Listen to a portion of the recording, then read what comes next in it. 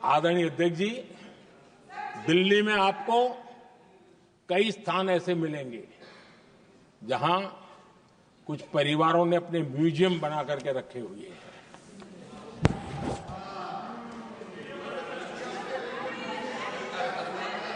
जनता जनार्दन के पैसों से काम हो रहा है। लोकतंत्र का स्पिरिट क्या होता है, संविधान को जीना किसको कहते हैं, हमने पीएम म्यूजियम बनाया और देश के पहले से लेकर के मेरे पूर्व तक के सभी प्रधानमंत्रियों के जीवन को और उनके कार्य को उस पीएम म्यूजियम बनाया गया है। और मैं तो चाहूंगा कि पीएम म्यूजियम में जो जो महापुरुष हैं उनके परिवारजनों ने समय निकाल करके उस म्यूजियम को देखना चाहिए और उसमें कुछ जोड़ने के लगता है तो सरकार का ध्यान आकर्षित करना चाहिए ताकि वो म्यूजियम समृद्ध हो और देश के बालकों को प्रेरणा दे। ये होता है संविधान की भावना। अपने लिए तो सब करते हैं, खुद के लिए जीने वालों की जमात बहुत छोटी नहीं है। संविधान के लिए जीने वाले यहां बैठे हैं।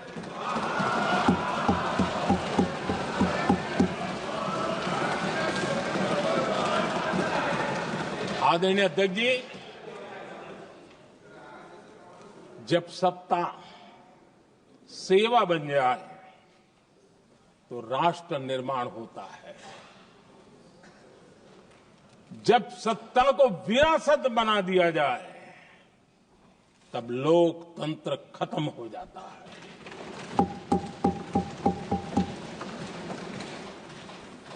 आदरणीय अध्यक्ष जी,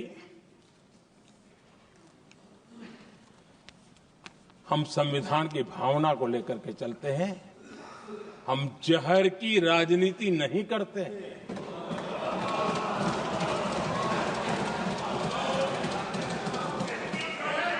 हम देश की एकता को सर्वोपरि रखते हैं और इसलिए सरदार वल्लभ भाई पटेल का दुनिया का सबसे ऊंचा स्टैच्यू बनाते हैं और स्टैच्यू ऑफ यूनिटी देश को जोड़ने का जिस महापुरुष ने काम किया उसका हम स्मरण करते हैं। और वो भाजपा के नहीं थे, वो जनसंघ के नहीं थे। हम संविधान को जीते हैं, इसलिए इस सोच से आगे बढ़ते हैं।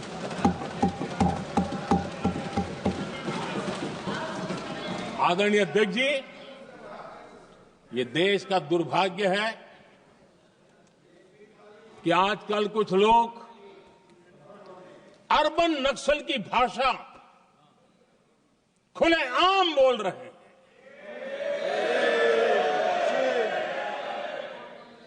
और अर्बन नक्सल जिन बातों को बोलते हैं, इंडियन स्टेट के सामने मोर्चा लेना, ये अर्बन नक्सल की भाषा बोलने वाले इंडियन स्टेट के खिलाफ लड़ाई की घोषणा करने वाले न संविधान को समझ सकते हैं, न देश की एकता को समझ सकते हैं।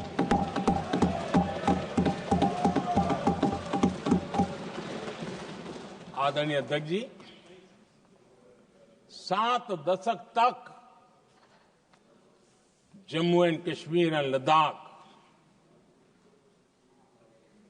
उसे संविधान के अधिकारों से वंचित रखा गया।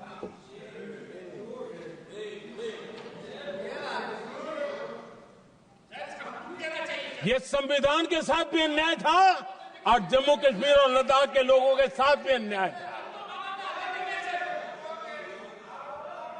हमने आर्टिकल 370 की दीवार गिरा दी। अब जम्मू कश्मीर और लद्दाख के उन राज्यों को, देशवासियों को जो अधिकार हैं, वो अधिकार उनको मिल रहे हैं। और संविधान का महात्म्य हम जानते हैं, संविधान की भावना को जीते हैं, इसलिए ऐसे मजबूत निर्णय भी हम करते हैं। आदरणीय अध्यक्ष जी,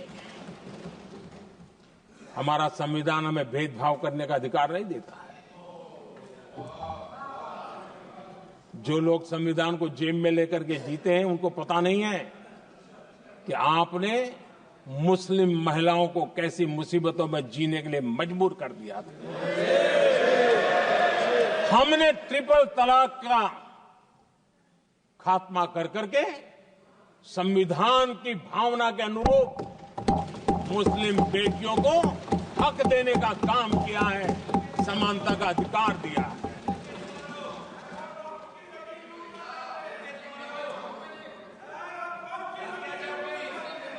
जब भी देश में एनडीए की सरकार रही है, हमने एक लंबे विजन के साथ काम किया है। पता नहीं देश को बांटने के लिए किस किस प्रकार की भाषाओं का प्रयोग किया जा रहा है। हताशा, निराशा पता नहीं उनको कहां तक ले जाएगी, लेकिन हमारी सोच कैसी है, एनडीए के साथी मिलकर के किस दिशा में सोचते हैं। हमारे लिए जो पीछे है, जो आखिरी है, और महात्मा गांधी जी ने जो कहा था, उसकी तरफ हमारा ध्यान ज्यादा है। और उसी का परिणाम है कि अगर हम मंत्रालयों की रचना करते हैं, तो भी मंत्रालय कौन सा बनाते हैं? पूर्वोत्तर के लिए अलग मंत्रालय बनाते हैं।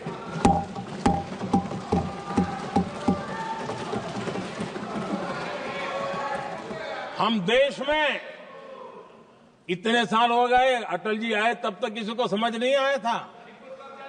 भाषण तो देते रहते हैं। आदिवासियों के लिए अलग मंत्रालय एनडीए ने बनाया। आदरणीय अध्यक्ष जी, हमारे दक्षिण के राज्य समुद्री तट से जुड़े हैं। हमारे पूर्व के कई राज्य समुद्री तट से जुड़े हैं। वहां के समाज में फिशरीज का काम और फिशरमैन की संख्या बहुत बड़ी तादाद में है। उनका भी ख्याल रखना चाहिए। और जमीन के भीतर के छोटे पानी के जो इलाके रहते हैं, वहां भी फिशरमैन के रूप में काम करने वाले समाज के आखिरी तबके के लोग हैं। ये हमारी सरकार है जिन्हें फिशरीज के लिए अलग मंत्रालय बनाया।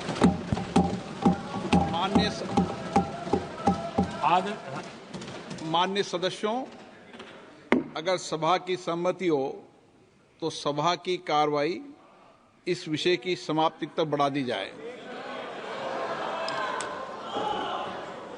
माननीय प्रधानमंत्री जी। आदरणीय अध्यक्ष जी, समाज के दबे कुचले वंचित लोग, इनके अंदर एक सामर्थ्य होता है। अगर स्किल डेवलपमेंट पर बल दिया जाए तो उनके लिए नए अवसर बन सकते हैं, उनकी आशा आकांक्षा के अनुरूप जिंदगी बना सकते हैं। और इसलिए हमने अलग स्किल मंत्रालय बनाया। आदरणीय